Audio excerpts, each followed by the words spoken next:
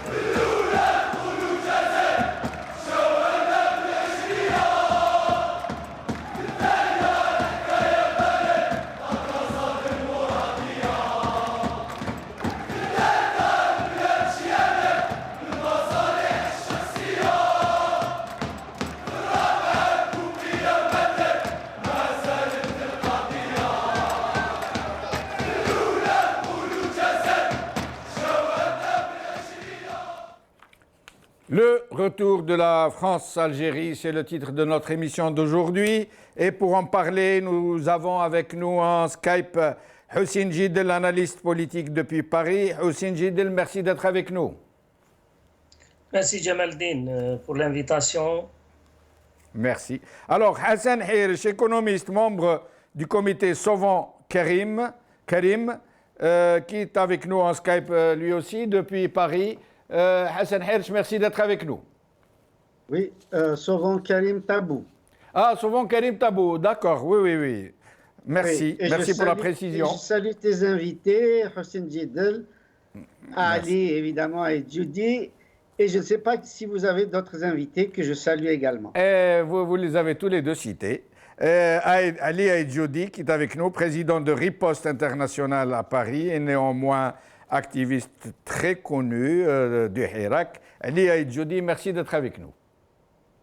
Azoul, bonsoir Sidi Jamel, bonsoir Hassan et Houssine, bonsoir à tous mes amis et les auditeurs de Aouras TV. Merci Khouya Ali. Alors, Houssine Djidel, il semble qu'il y ait un retour de flamme après une certaine glaciation. D'ailleurs, nous allons voir quelques images de M. Tebboune. À un moment, il n'était pas très amical du tout. Nous allons voir le soundbite numéro 1. Vous allez l'écouter. Là, il était en campagne électorale, il me semble. Alors,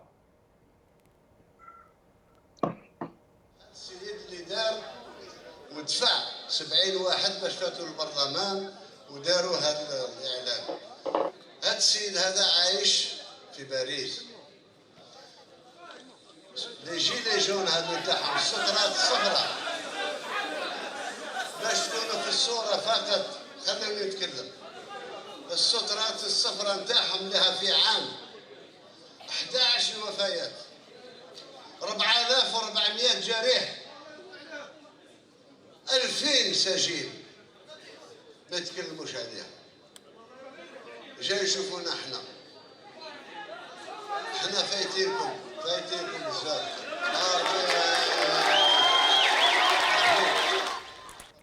Alors, nous allons encore l'écouter à un moment où il était en bisbille avec la France. Écoutez-le.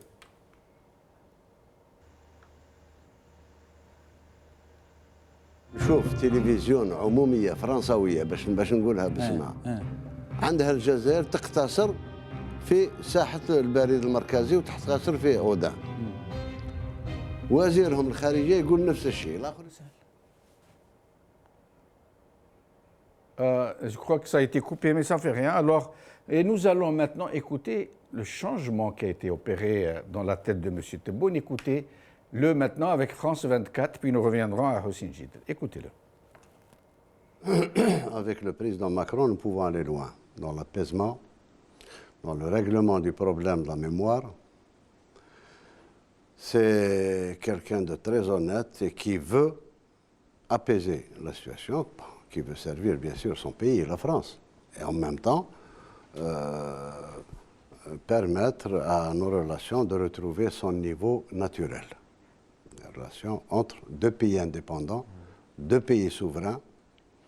C'est vrai que l'Algérie est une ancienne colonie, mais ça fait 58 ans que c'est un État, et un État qui influe sur son environnement, un État pivot, un État qui dans la parole compte dans le concert international. Local, enfin, continental et ailleurs aussi. Donc nous allons vers des relations apaisées et je trouve que le président Macron est très sincère dans ce qu'il fait, il est honnête, il est très propre du point de vue historique, très propre, qu'il n'est impliqué en rien dans ce qui se passe entre le... Est-ce qu'une visite est au programme bientôt? Oui, on en a discuté. Ce n'est pas exclu, c'est uniquement un problème de... Hossein Jidel, alors, qu'est-ce qui a changé, qui a amené Tebboune de cette extrême acrimonie à l'endroit de la France et de ses dirigeants à un tel dithyrambe, à un tel éloge? Jamaldine, permettez-moi de saluer notre ami Hassan Hirish, avec qui je suis aussi membre du comité souvent Karim Tabou, et notre militant, grand militant Ali El-Djoudi, qui est toujours présent, même s'il est absent, il est toujours présent, Ali à République et dans le débat algérien. Ce sont deux amis que nous aimons bien et que je leur souhaite une longue vie. Donc, en réponse à votre question, Jamaldine, ce changement a été opéré pour moi depuis la rencontre de Berlin. La rencontre de Berlin qui était une occasion pour Tebboune de chercher une légitimité au niveau international pour masquer l'absence de cette légitimité à l'intérieur, pour éloigner le boycott des chancelleries étrangères qui boycottent jusqu'à aujourd'hui, à l'exception de la France, l'Algérie. Le développement de la situation en Libye et l'échec du régime de mettre fin au Hirak et à la révolution pacifique du peuple algérien a conduit les militaires et leurs façades civiles qui Tebboune à mettre tout en œuvre pour avoir le soutien de la France. Il leur reste uniquement la France pour les soutenir. Et donc les Français ont saisi l'occasion pour mettre de la pression sur ce régime, pour lui demander des concessions. Et la preuve, en quelques mois, en moins de 4 mois, le régime algérien décide de changer la doctrine militaire et modifie la constitution pour justifier l'intervention des soldats algériens hors le territoire algérien, donc de travailler et appliquer la politique française, notamment en Libye et au Mali. Et donc, le régime algérien, il est à la quête quotidienne du soutien et de la légitimité. Macron, il a fait un geste dernièrement avec le retour des crânes mortuaires de nos valeureux chouhada. Donc c'était une occasion d'envoyer un message à l'extérieur comme à l'intérieur, comme quoi la façade civile fonctionne, que l'Algérie a son mot à dire, qu'elle a pu obtenir de la France quelque chose de formidable, et donc essayer encore de chercher la légitimité, une certaine crédibilité, une certaine légitimité à l'extérieur au lieu de la chercher au sein du peuple algérien, seul détenteur de la légitimité, seul détenteur de la souveraineté. Encore une chose, si vous faites la comparaison, Jamaldine, entre ce qui a été écrit dans l'opinion et ce qui a été dit sur France 24, vous allez voir que le décalage de langage, il est très clair. La spontanéité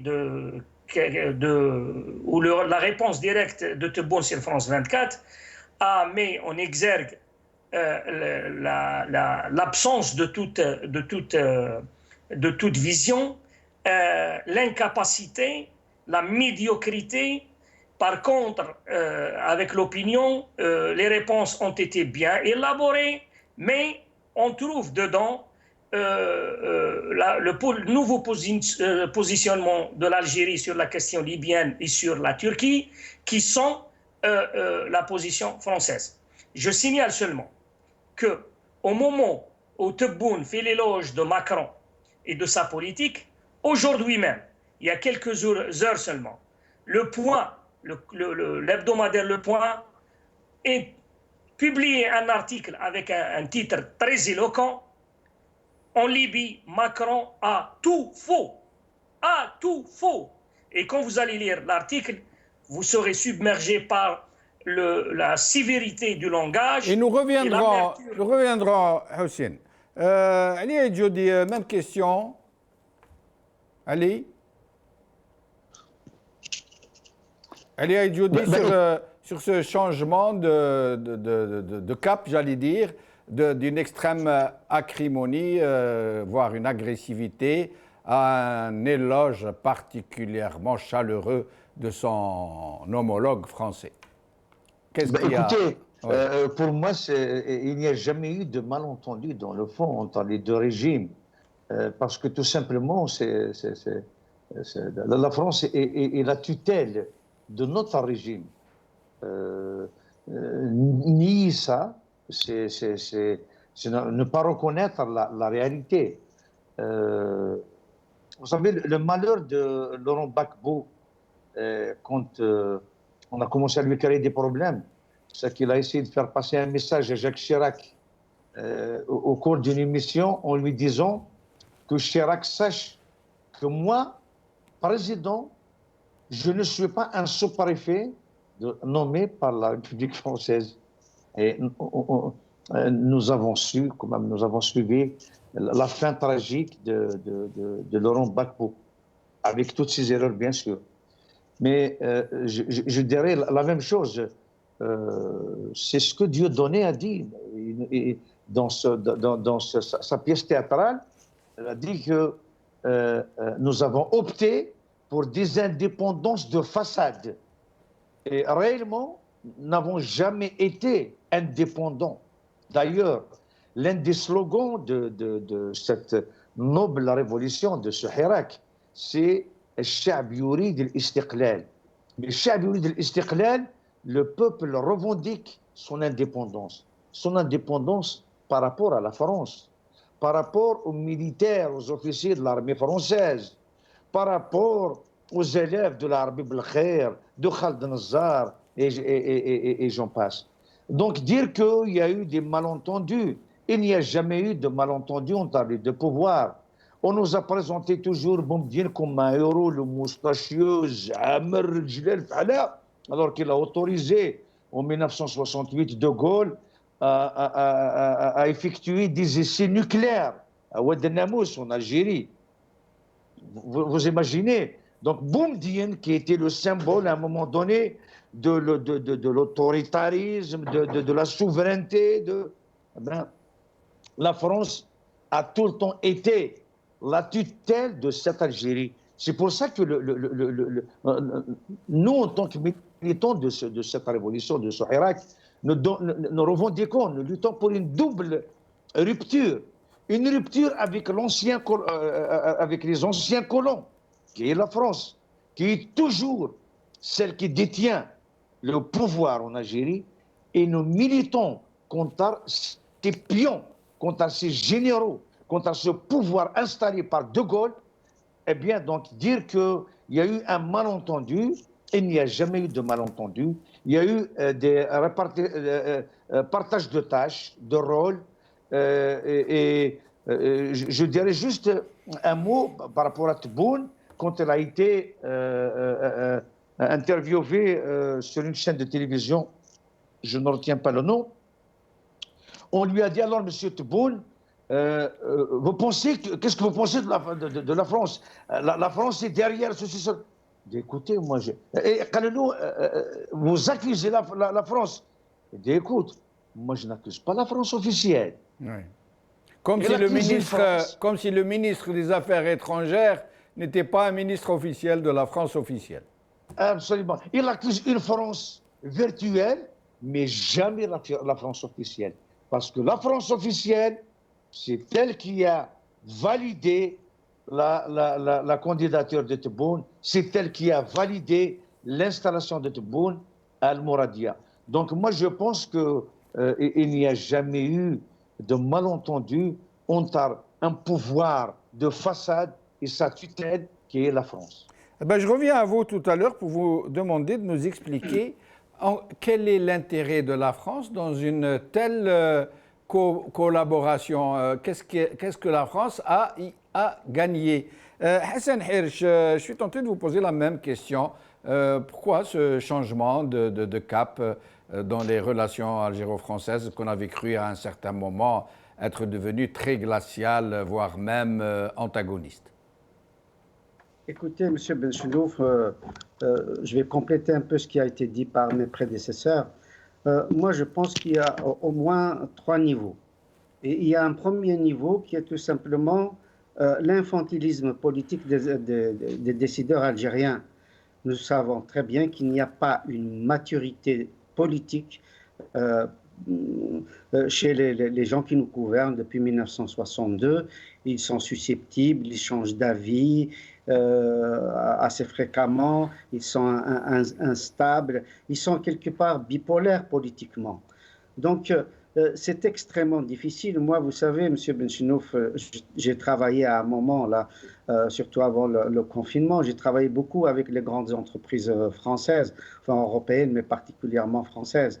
J'ai eu à former ou à coacher de grands dirigeants de multinationales françaises.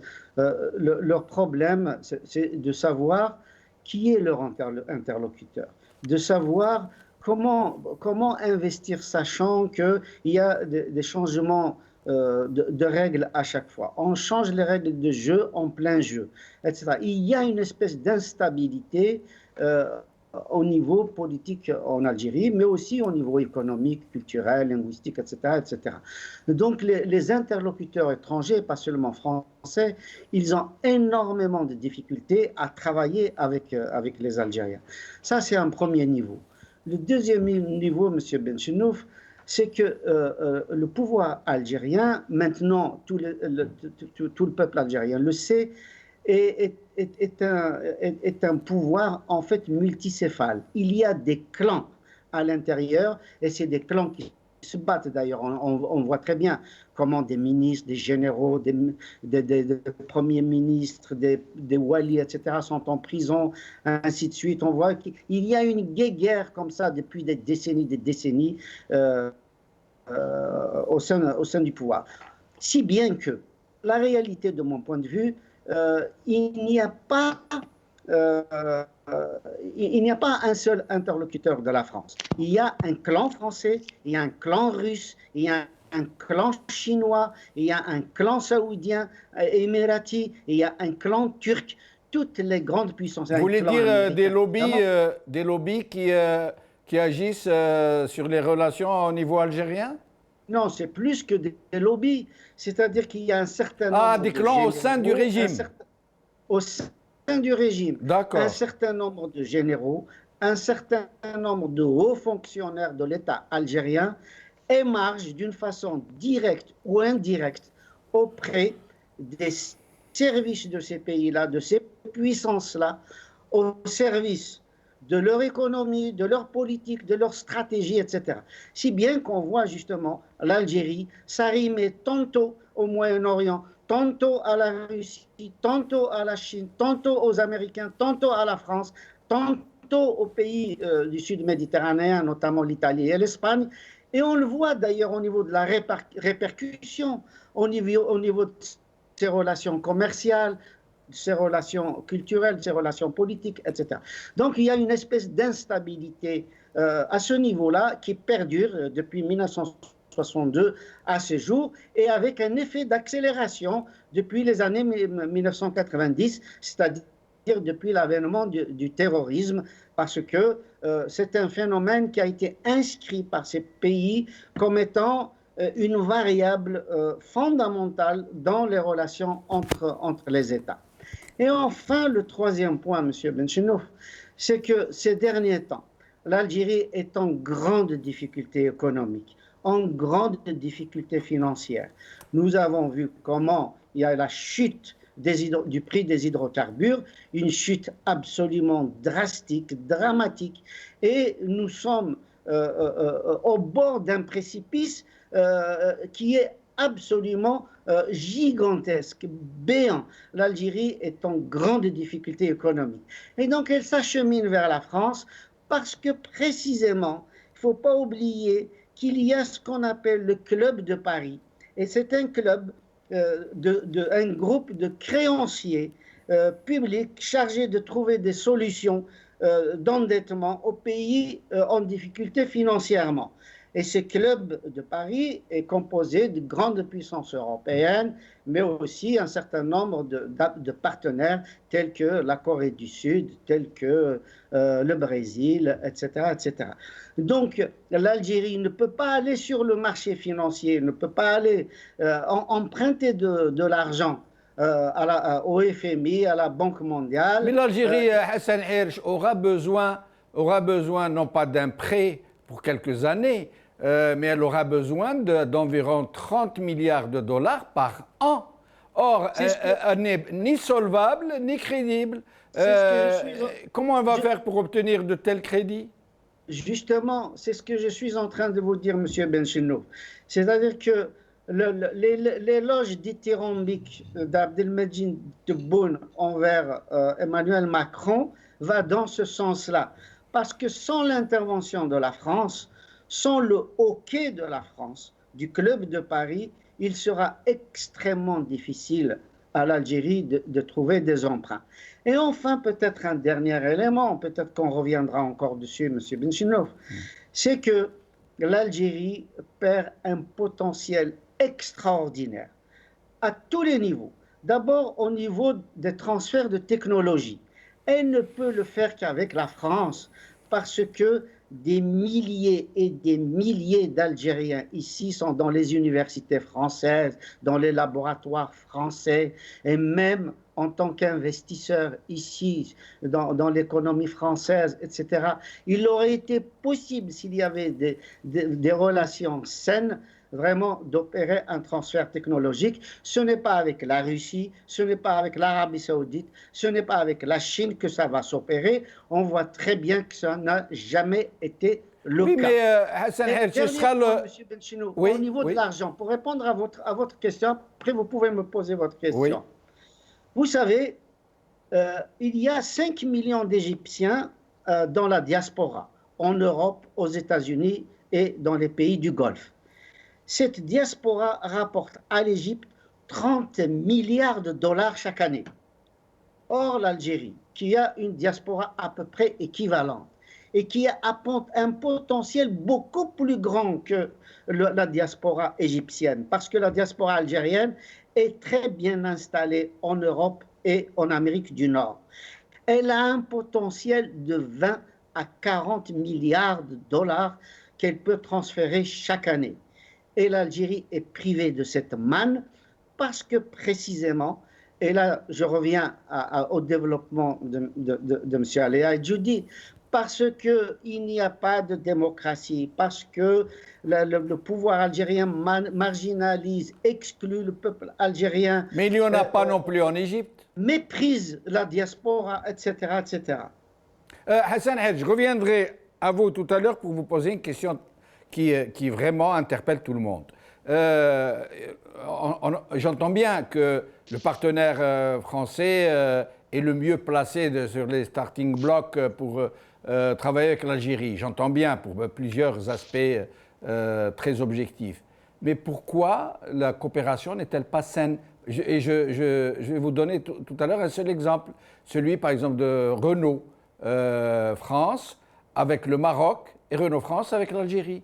Quand vous observez le projet de Renault au Maroc, ce que ça a produit comme richesse, ce que ça a consisté comme bon industriel, et la grande arnaque de Renault Algérie, je vous pose, ce sera là ma question à vous tout à l'heure. Je reviens à Hossein Jidel.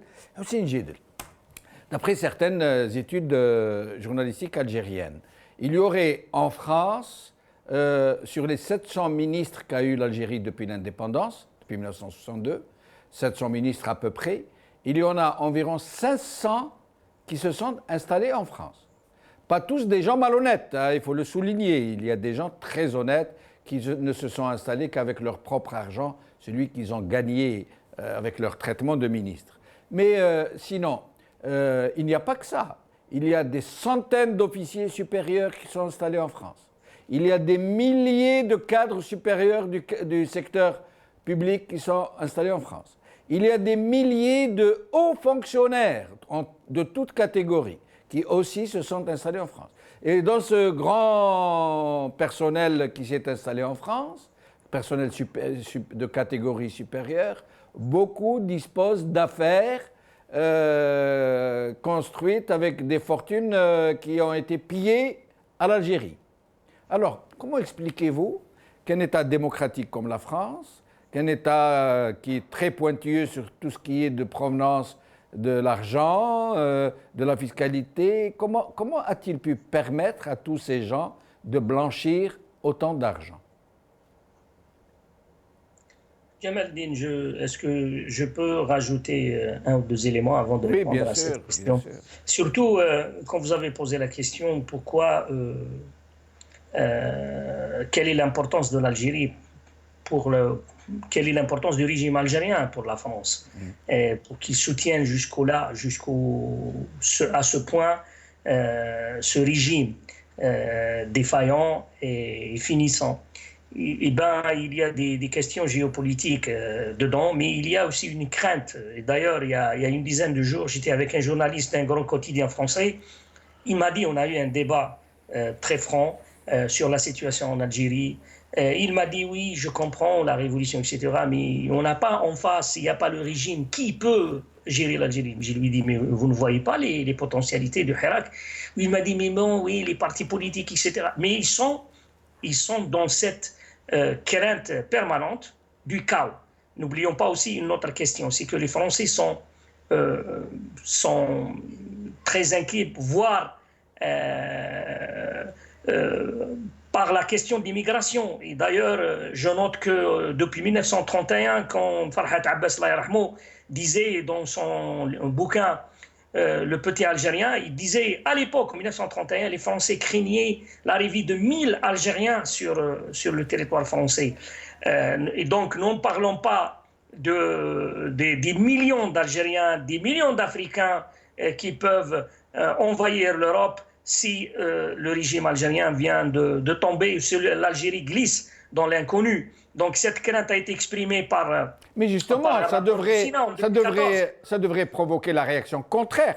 Ça veut dire la France aurait dû se dire, moi je ne peux pas soutenir un régime qui va plonger le pays dans le chaos et qui va provoquer un tsunami migratoire.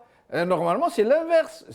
Normalement, la France ne devrait pas supporter un tel régime qui peut provoquer une telle hécatombe. Exactement, c'est la deuxième crainte qui explique la première.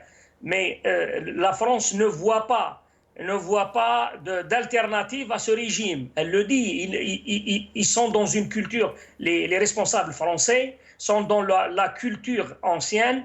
Ils ne voyaient pas qu'il y a toute une génération, une intelligence collective, des potentialités algériennes qui peuvent gérer l'État. Mais en même temps, la stratégie française, elle prend en compte les deux craintes, c'est-à-dire le glissement de la situation en Algérie, mais en même temps, on soutient goutte à goutte, on soutient peu à peu ce régime algérien.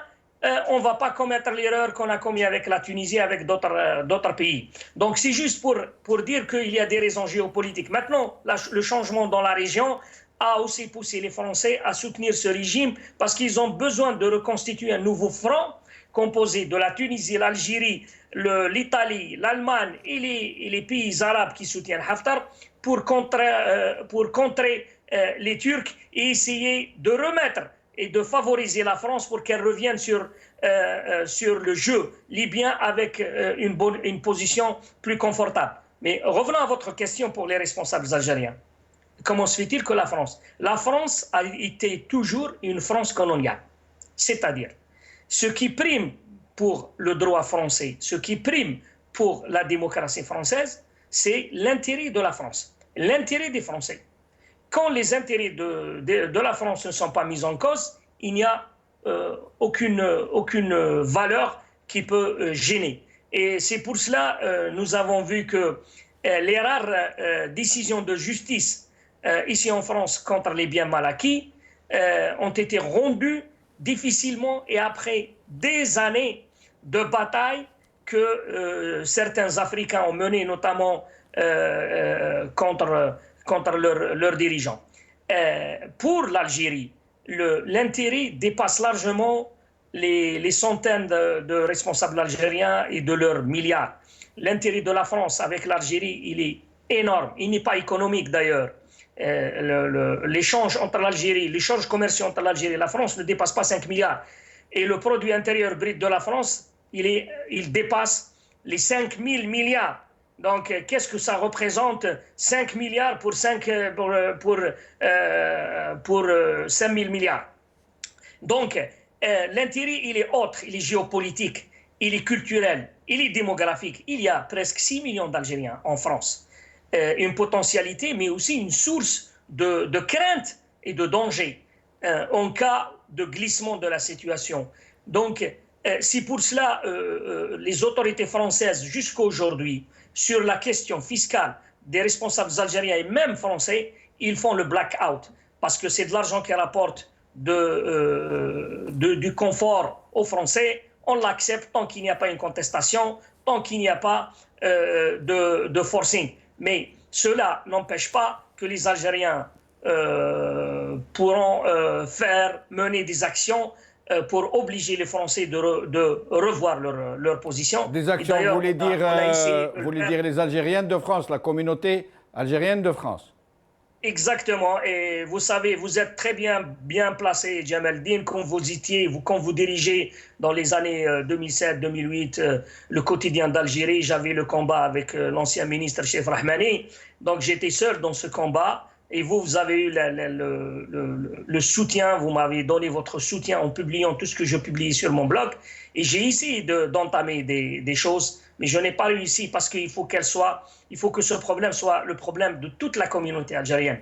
Et nous avons essayé de travailler, mais apparemment, la révolution qui nous a pas laissé aussi de temps. Mais nous y travaillons, on travaille ce sujet, nous sommes en train de travailler dans la discrétion, pour faire aboutir certaines choses. Alors, Lia et Jody, donc, d'après vous, en quoi la France trouve-t-elle son intérêt avec une telle mafiocratie, j'allais dire pourquoi, est-ce qu'il y a réellement une raison d'État? Est-ce qu'il y a une connivence d'un autre genre? Est-ce que c'est, comme le disent certains, parce que le régime algérien dispose ici en France d'un puissant lobby, pas pro-Algérie, pro-régime, qui réussit à convaincre l'État français à le soutenir, parce qu'il y a beaucoup de financement, de partis politiques, de journaux, de médias en tout genre, de lobbyistes. À votre avis, quel est l'intérêt de la France à soutenir un tel régime? Oui. Ben, écoutez, la France n'a jamais fait le deuil de l'Algérie. Donc ça, c'est clair. Aussi, l'Algérie occupe une place sur le plan géopolitique très importante, donc stratégique. Donc écoutez, l'Algérie est la porte de l'Afrique. Et l'Algérie, c'est un pays continent. Donc, avec toutes ces richesses et les liens avec le peuple, notre ami Hassan Djidal et Hirash l'ont dit, donc il y a 6 millions d'Algériens. Aujourd'hui, les Algériens sont... Vous êtes sûr du chiffre? Les chiffres fluctuent beaucoup. Il y a des gens qui parlent de 4 millions, d'autres de 5 et d'autres de 6. Bien sûr. Vous savez, parce qu'on compte pas souvent les binationaux. La nationalité avant l'indépendance, c'est juste les débuts. Mais je pense que le chiffre est plus important que les 6 millions que j'annonce. D'accord. C'est important. Aujourd'hui, les Algériens sont dans toutes les institutions françaises. Aujourd'hui, les Algériens ils sont dans l'Assemblée nationale, dans les conseils généraux. Dans la médecine. Dans la médecine. Dans toutes les municipalités. En premier lieu, je parle politique. Oui. Je ne parle pas quand je dis des institutions, je suis entièrement d'accord. Les médecins algériens, donc ils occupent une place très importante dans le système sanitaire. 15 000 médecins. Absolument. Sans compter les autres soignants. Mais donc, je pense que c'est tout à fait normal que la France s'intéresse à ce puits dont à chaque fois, c'est le recours. Eh bien, donc, et elle n'a jamais, dans la réalité, lâché l'Algérie. Il ne peut pas d'ailleurs vivre sans l'Algérie, quelle que soit sa complicité avec le Maroc, quelle que soit sa complicité avec la Tunisie, mais l'Algérie, elle a des rapports un peu spéciaux avec l'Algérie. Donc, les Algériens aujourd'hui, ils forment un lobby, même si ils ne se rendent pas compte encore de leur force, parce que c'est une force éparpillée. C'est une force... Et c'est une force qui ne vote pas non plus, qui ne vote pas dans un sens, je veux dire. Oui, je suis entièrement d'accord, parce que je vais vous dire, même nous, en tant que militants de cette nouvelle révolution, en tant qu'hirakistes, la réalité, c'est qu'on n'a pas pu, mon ami Hirash et mon ami Hussein Djidal, on l'a prouvé, on n'a pas su comment mobiliser nos enfants, notre progéniture, les beurs, les jeunes qui sont nés ici en France, les jeunes qu'on voit défiler à place des Champs-Élysées, on ne les voit pas le dimanche à place de la République. Et comment expliquez-vous ça? Comment expliquez-vous ça? Je vais vous dire tout simplement, c'est l'échec, c'est notre échec. C'est l'échec de ce Hirak qui n'a pas pu, parce que honnêtement, il n'y a pas de passerelle entre les différentes générations. La première génération est une immigration économique. Ce n'est pas une immigration politique, intellectuelle, ceci, cela. Et puis la deuxième génération n'a pas su créer ces passerelles entre les différentes générations. Donc là, j'avoue que c'est notre échec. Mais peut-être tout simplement parce que ces jeunes d'origine algérienne s'estiment tout simplement français, qu'ils considèrent que leur pays, maintenant, c'est celui où ils vivent, et que le pays de leurs parents, comme ils disent d'ailleurs, ils disent le pays de mes parents. Pour la plupart, ils ne le connaissent même pas d'ailleurs. Pas du tout. Au contraire, ils se réclament de cette algérianité, ils sont attachés à cette Algérie, à cette terre patrie, plus que nous, qui sommes arrivés en dernier. Détrompez-vous que... moi, j'ai remarqué ça dans les matchs de football, à la limite, où il y a Oui, un véritable sentiment d'appartenance. Mais hormis ça, je ne vois Absolument. pas beaucoup. Notamment, par exemple, comme Absolument. vous venez de Mais dire, parce que dans l'engagement au il y a Irak, par exemple. Oui, il y a peu d'occasions. Mais à chaque fois qu'ils peuvent s'affirmer en tant que... D'ailleurs, je vais vous dire, ils ont même contaminé nos frères tunisiens et marocains. Quand il y a un événement, c'est une spécificité algérienne. Quand il y a un événement algérien, c'est tout le Maghreb, c'est toute ces Mesra, c'est toute l'Afrique du Nord qui est mobilisée. Et les Marocains et les Tunisiens, et se retrouvent avec les Algériens. D'ailleurs, c'est les Algériens qui arrivent à mobiliser cette communauté maghrébine, cette communauté de Temesra, cette communauté nord-africaine. Donc, c'est vrai qu'on n'a pas pu les mobiliser, qu'on n'a pas su peut-être les intéresser, mais ils sont plus que jamais déterminés, ils sont plus que jamais liés à leur patrie, liés à l'Algérie, plus que peut-être la dernière génération qui est arrivée ici en France. J'aime bien votre esprit rassembleur, les Judy, quand vous avez parlé, utilisé les trois concepts. Vous avez dit communauté maghrébine, communauté nord-africaine, Tamzra. Ça veut dire que vous n'opposez pas les uns aux autres, mais vous les rassemblez tous, Absolument même s'il faut pas. utiliser trois dénominations. Hassan Hirsch, cette histoire, l'exemple de ces contrats Renault-Algérie et Renault-Maroc qui montre toute la différence qui existe entre des contrats et les gens qu'il y a derrière ces contrats. C'est à croire qu'avec les uns, vous êtes en affaire avec des gens qui aiment leur pays, qui se battent pour arracher le meilleur, et avec d'autres qui se battent juste pour avoir des commissions et pour fourguer quelque chose qui leur rapporte un peu d'argent à eux, qu'importe si ça ne rapporte rien au pays. Hassan Hirsch. Vous avez entièrement raison, malheureusement, Monsieur Benchenouf. C'est-à-dire, en fait, le problème est extrêmement complexe. Il faut savoir que les relations algéro-françaises, à partir du moment où il n'y a pas de relation de société civile à société civile, il n'y a pas de relation d'universitaire à universitaire, d'investisseur à investisseur, d'entrepreneur à entrepreneur, d'associations de femmes, de militants, d'agriculteurs, etc., etc. Tout se passe au niveau du sommet. Et sachant que l'Algérie est un pays qui est dirigé par un groupe militaire qui est derrière une façade civile, donc le pouvoir français dans toutes ses composantes a énormément de mal avec ça. Parce que pour négocier avec l'Algérie, il faut passer par la sécurité militaire, il faut passer par le DRS, il faut passer par les services de renseignement. Si bien que même les interlocuteurs français que nous avons, eh ben, c'est souvent les gens de la DGSE, c'est souvent les gens justement des services secrets français, etc. Donc tout est dans l'opacité. Rien n'est dans la transparence, rien n'est carte sur table, rien dans l'intérêt véritablement économique, etc., etc.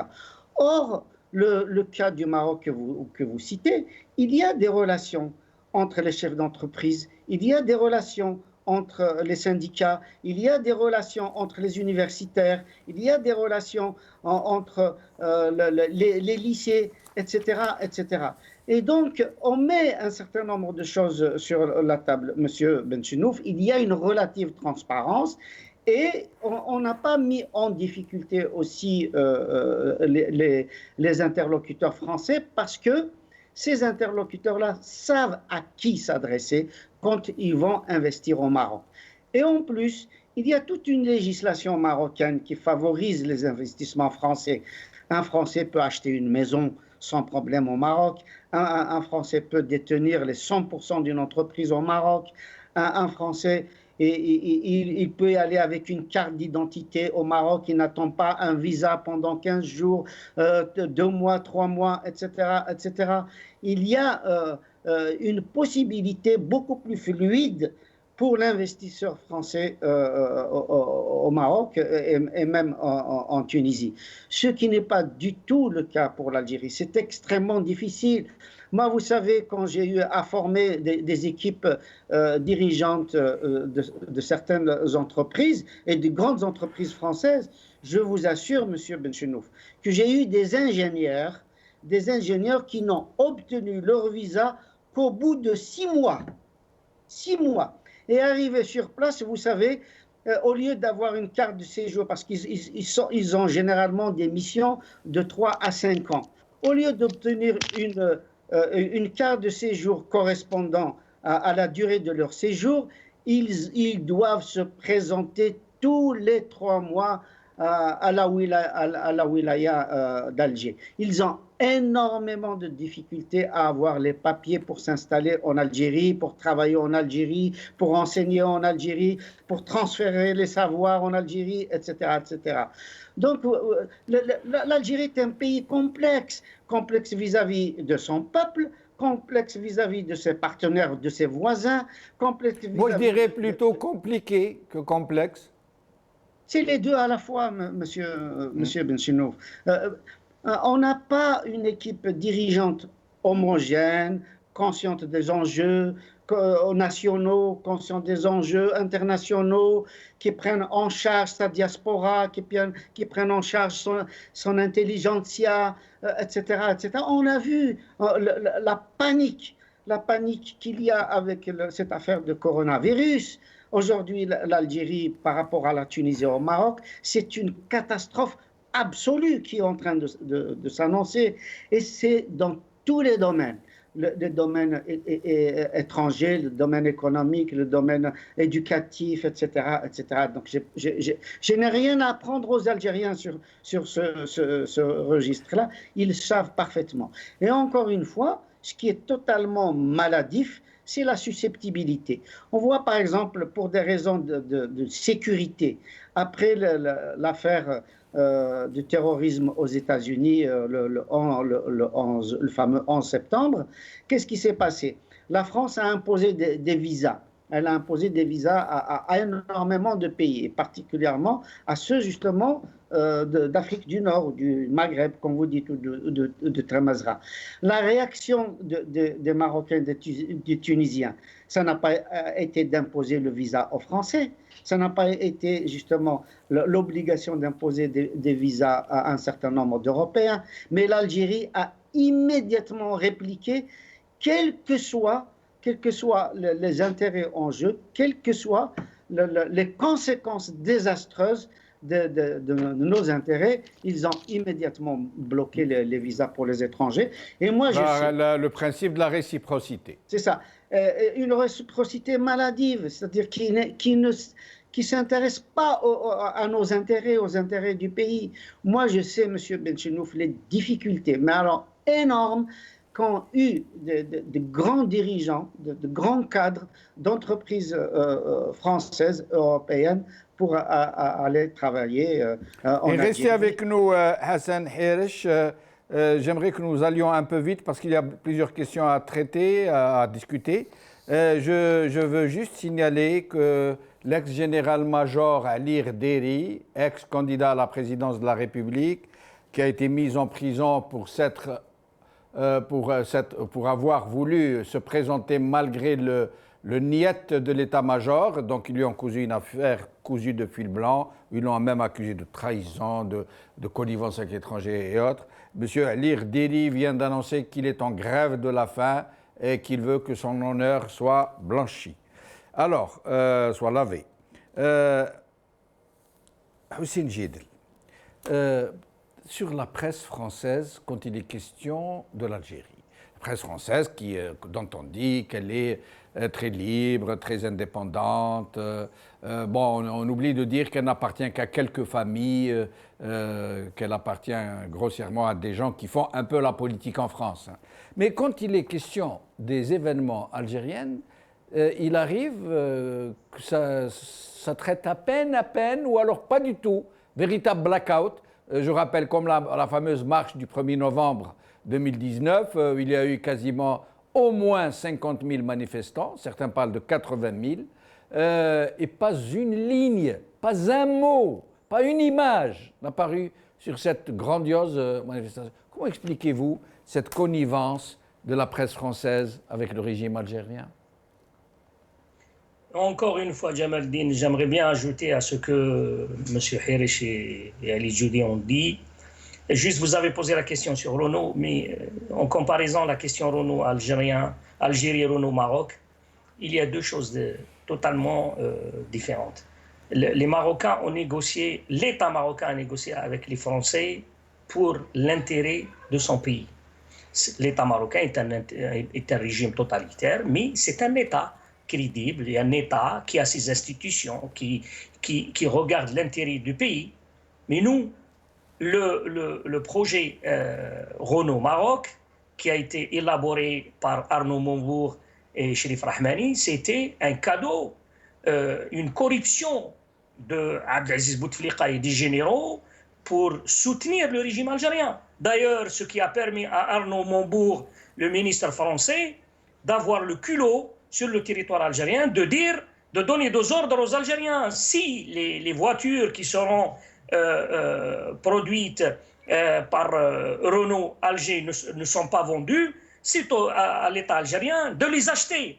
Et c'est pour ça que l'État algérien a donné l'ordre à toutes les institutions publiques d'acheter les fameux symboles qui ne valent pas un sou d'ailleurs. Donc la différence entre les deux cas, en Algérie, nous n'avons pas un État, nous avons un système qui fonctionne.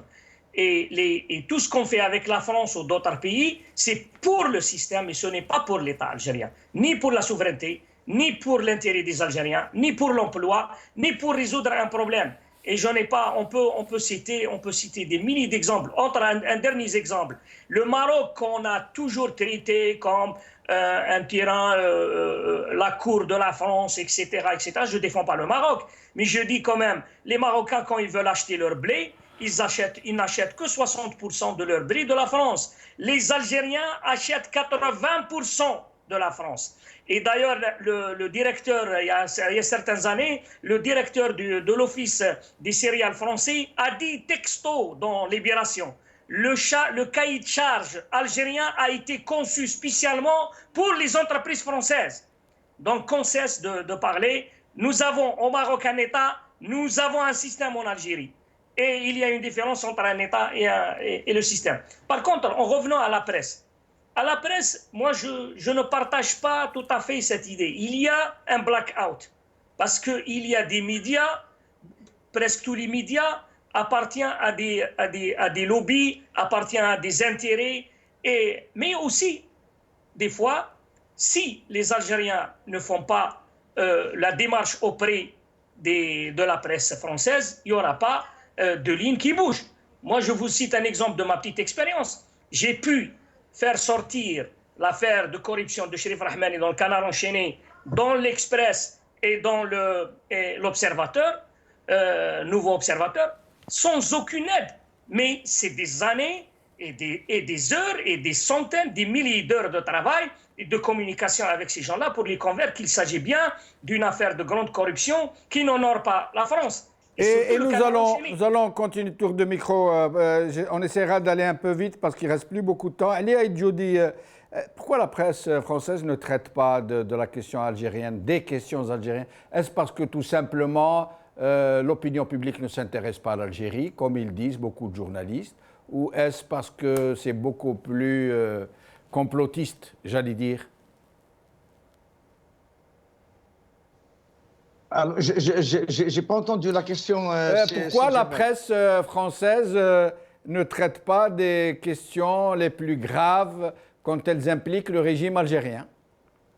Ben, écoute, d'abord, la presse française appartient, comme notre ami Hassan et Hussein l'ont dit, à des lobbies, à des groupes d'intérêt. Donc, en premier lieu, ils défendent leurs intérêts, en premier lieu, un. Deuxièmement, ils défendent l'intérêt de leur pays, donc de la France, parce qu'ils ont des intérêts en Algérie, donc ils ne veulent pas s'aventurer. Une véritable démocratie en Algérie ne les intéresse pas. ils perdront leurs intérêts, leurs privilèges. Et aujourd'hui, l'Algérie est un territoire qui appartient à cette France qui est encore coloniale. Donc, c'est des médias libres, mais c'est des lobbies qui défendent des intérêts. Il se trouve que l'Algérie fait partie des intérêts de ces lobbies. Donc, ils nous ont boudés. Nous avons organisé des grandes manifestations, que ce soit le 28 février, le 28 décembre à Bruxelles, le 1er novembre en France, le 5 juillet en France. Écoutez, ils nous ont boycottés et ils ont tout fait pour minimiser nos actions parce qu'on ne rentre pas dans leurs calculs. Et au contraire, cette révolution représente un danger pour les intérêts de ces lobbies. Alors, Hassan Hersh, même question. Et je rappelle qu'au lendemain du 22 février, quand Reuters avait donné le chiffre de 20 millions d'Algériens dans les rues d'Algérie, dans les villes d'Algérie, France 24 avait parlé de quelques centaines. L'enregistrement est toujours disponible. Oui, vous savez, encore une fois, le problème est multidimensionnel. Hein. D'un côté, les manifestations des Algériens à Paris, il faut savoir que ça ne vend pas le titre. Hein. D'un point de vue marchand, ce n'est pas quelque chose qui puisse éventuellement multiplier la vente des journaux. Oui, mais au moins un petit entrefilet, au moins oui. un petit texte dans les chiens écrasés. Rien, pas une ligne. J'y arrive. De l'autre côté, il y a une susceptibilité maladive des réactions avec une capacité de nuisance du régime algérien. On a vu comment un petit documentaire qui est passé sur une chaîne, je ne me souviens plus laquelle, la 5 je crois, TV5, a provoqué un tollé, ils ont même rappelé l'ambassadeur, etc. C'est vraiment l'enfant à qui on enlève le bonbon, voilà, et qui se met dans tous les états. Donc, vous savez, les responsables des médias ne souhaitent pas avoir affaire justement à gérer ce genre de problème, d'autant plus que, comme ça a été dit par Hossein et Ali, la presse ici est souvent liée à des grands groupes industriels, des grands groupes commerciaux, etc. Donc, ils ne souhaitent pas perdre leur marché en Algérie. Et enfin, le troisième point quand même, c'est que nous, l'intelligentsia algérienne en France, on ne fait pas de lobbying en direction de ces journaux. Moi, je me souviens en 80, nous étions un groupe, nous allions carrément dans les rédactions. Nous nous sommes fait des amis, Journal Libération, le quotidien de Paris, qui malheureusement a disparu, etc. Il fallait les travailler vraiment de minute en minute, les alimenter au niveau information, inonder les rédactions, rencontrer les journalistes, etc. Donc c'est tout un travail à faire qui pourrait être fait par des Algériens. Les militants qui sont sur le terrain. Alors, dernier tour de micro. Je vous demanderai maximum 2 minutes chacun. Une question se pose un peu tout le monde. Pourquoi a-t-on éclipsé dans cette coopération entre les deux pays, dans cette coopération très sordide, j'allais dire, pourquoi les peuples ont-ils été expulsés? Pourquoi le fonds de commerce mémoriel ne sert-il qu'à injecter, inséminer la haine plutôt que la réconciliation, plutôt que les passerelles? Comment faire pour que les deux peuples français et algériens, les deux sociétés, puissent lancer des passerelles l'une vers l'autre? Hossein Jitl. Moi, je pense que cela ne peut se faire entre le peuple algérien et le peuple français que s'il y aura des relations entre le peuple algérien et le peuple français. Jusqu'aujourd'hui, la relation, elle est entre le peuple français et le régime algérien.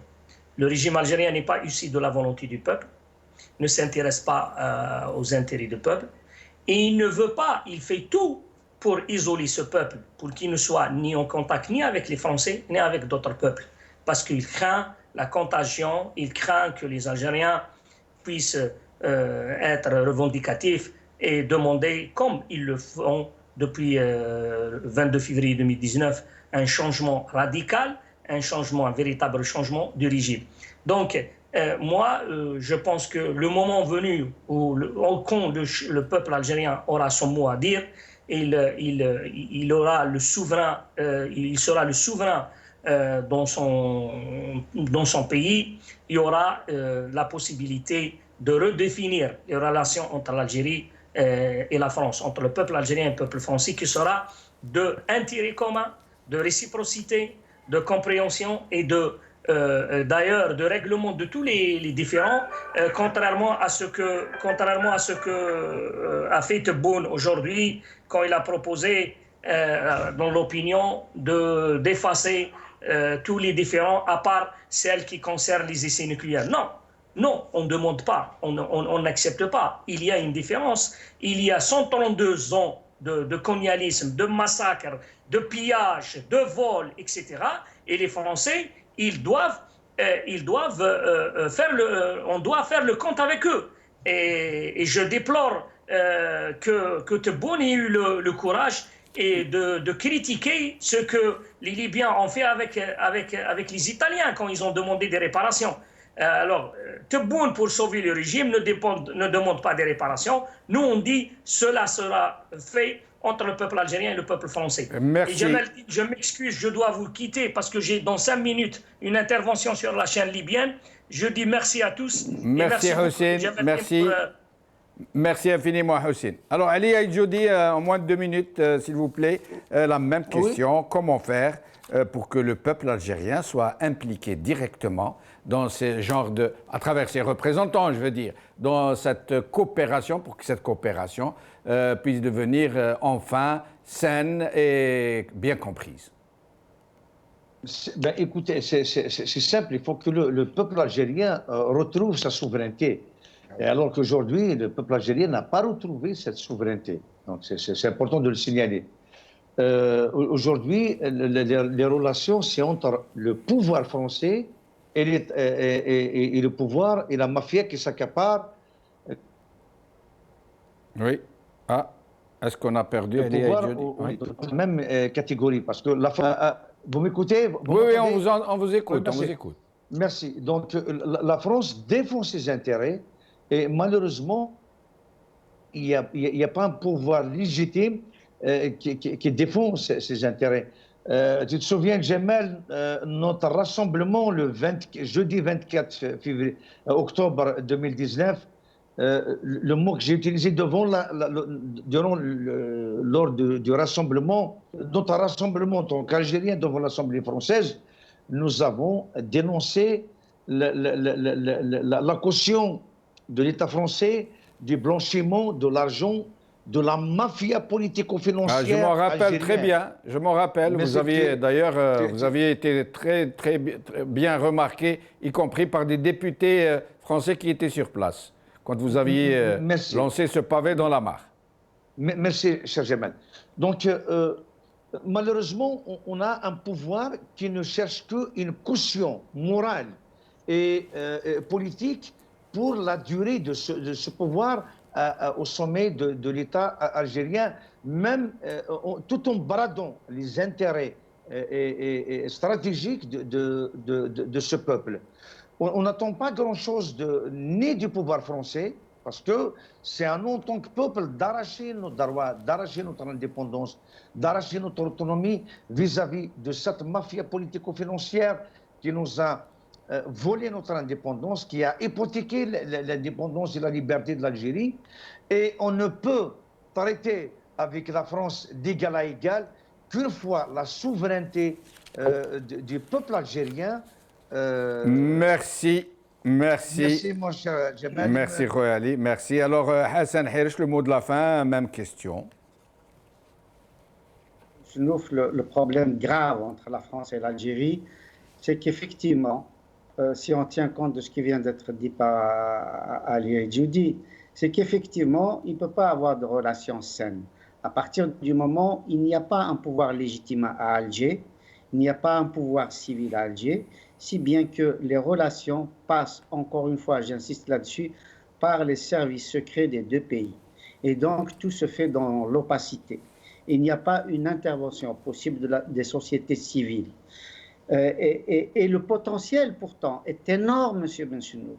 Quand on voit comment les Algériens sont présents dans les universités françaises, dans les entreprises françaises, dans les institutions locales, régionales et nationales françaises, dans les parlements, etc. Et puis avec la possibilité d'utiliser le français comme langue de transfert de technologie, de savoir, de savoir-faire, etc. Je vais vous dire, l'Algérie fait partie de la Ligue arabe et elle fait partie de l'OCI, la conférence islamique. Elle n'a aucun poids dans ces deux entités. Or, je suis absolument convaincu que dans l'organisation de la francophonie, elle aurait une place prépondérante. Lorsque je pense que des pays comme la Moldavie, comme le Qatar, comme la Roumanie, comme l'Égypte, comme le Vietnam, comme le Laos, comme la Grèce, l'Arménie, etc., etc., etc., tous ces pays-là font partie de la francophonie et l'Algérie, qui est un pays francophone, évidemment, fait la fine bouche. Pourquoi? C'est uniquement pour des raisons idéologiques, rien dans le pragmatisme. Et donc, effectivement, la seule solution, c'est une démocratisation de la vie politique en Algérie, une possibilité pour les deux sociétés de coopérer, de réunir les syndicats, de réunir les universitaires, de réunir les chercheurs, de réunir les investisseurs, de réunir les managers, etc., etc., et permettre effectivement un transfert, encore une fois j'insiste là-dessus, des savoirs, des savoir-faire, parce qu'il y a cette possibilité-là, sans compter de ce que j'ai dit tout à l'heure, une possibilité de transfert d'argent énorme. C'est vraiment de l'ordre de 20 à 40 milliards d'euros possibles, parce que, encore une fois, la diaspora en France et en Europe et en Amérique du Nord est une diaspora très active, une diaspora qui a réussi et une diaspora qui peut participer à l'émancipation de son pays d'origine. Merci Hassan Herish, merci Ali Aïdjoudi, merci Hossein Jidel, merci à vous chers amis d'avoir suivi cette émission. Je rappelle que le général, l'ex-général-major Ali Erderi, candidat à la présidentielle, qui a été jeté en prison de façon absolument révoltante, scandaleuse, est en grève de la faim à force d'avoir réclamé son droit de toutes les façons possibles, des réclamations qui sont restées lettres mortes. Donc il est entré en grève de la faim. Je rappelle que tout démocrate ou qui se prétend tel doit soutenir cet homme, Madloum. Ce n'est pas parce qu'il a été général. Il y a beaucoup de généraux qui sont foncièrement honnêtes, patriotes, sincèrement attachés à leur peuple. Et c'est le cas de ce monsieur qui, rappelons-le, s'est porté candidat contre la volonté de l'état-major, et c'est bien pour ça qu'il est en prison.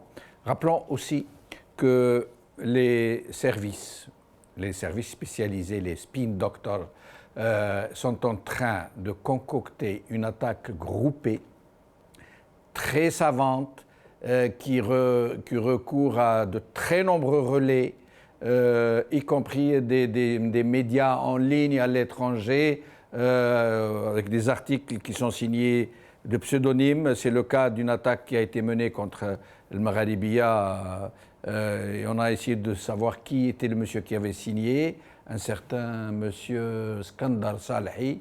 Il s'avère que c'est un pseudonyme, il n'existe pas. Et c'est sur cette base de cet article qu'une télévision saoudienne a relayé cet article sans même vérifier les contre-vérités atroces qui s'y trouvent pour faire passer le Magharibiya et OLS TV, etc., d'agents de l'étranger qui cherchent à déstabiliser l'Algérie. Donc, mais il n'y a pas que ça. On essaye de monter les islamistes contre les laïcs, ou les démocrates comme on dit, les Kabyles contre les non-Kabyles, l'Est contre l'Ouest, Hada contre Hada. Donc c'est le moment d'être vigilant plus que jamais, d'être pour le Hirak notre seul ennemi, je ne dis pas notre seul adversaire. et le régime, ce régime qui mène le pays tout droit au chaos et à Dieu ne plaise à l'inévitable et à l'inéluctable. Merci beaucoup. Khawad khair. Slama.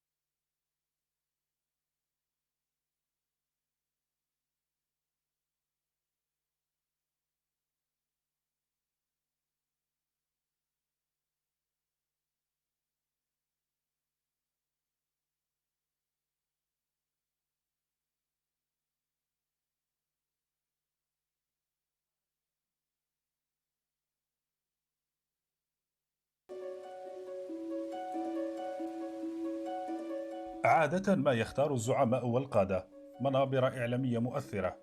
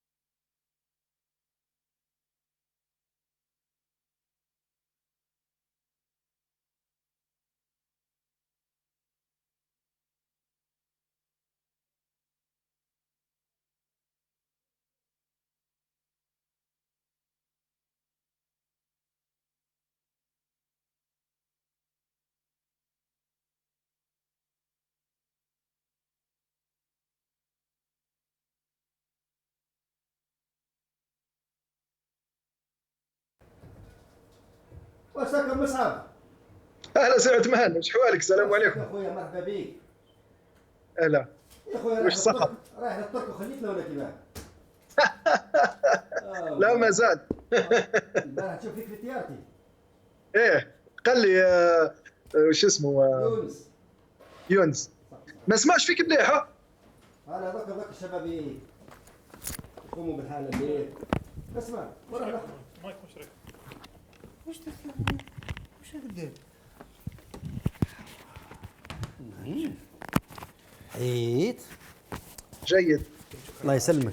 بالنسبه للماء سخون بابا سخون الاستوديو بزاف. يعني قلت يصبر شويه كنت تقول لي راسك ماشي بيري لو كان سخان على بالك كانوا مسخنينه.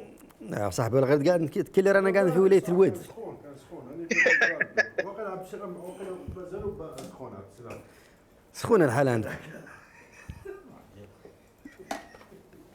يقولوا الدلاع. شفت اخويا ما جابوا لنا لا دلاع لا والو. جابوا لك الماء. الماء وصل بصح الدلاع ما كانش. هذاك الدلاع في لابوز. يا خلاص. الباوزه يجيك الدلاع. راك مازال ما بديتش حبيت تاكل الدلاع. برد عبد السلام. بارد قلت لك والله غير بردتو غير في 18. صح اشتي. اصبر شويه برك تكتب. 4 دقائق راحوا من الوقت. داهم لنا جمال بن شنوه. صح هو اللي دخل الوضع ماشي انت اخو. على الاقل. هو اللي دخل الوضع ماشي انت. انا عطيته هذيك تاعو عثمان. عطيته المكياج هذا. هاي يا عثمان. حبيبي صحيت. هاي احسنت. هاي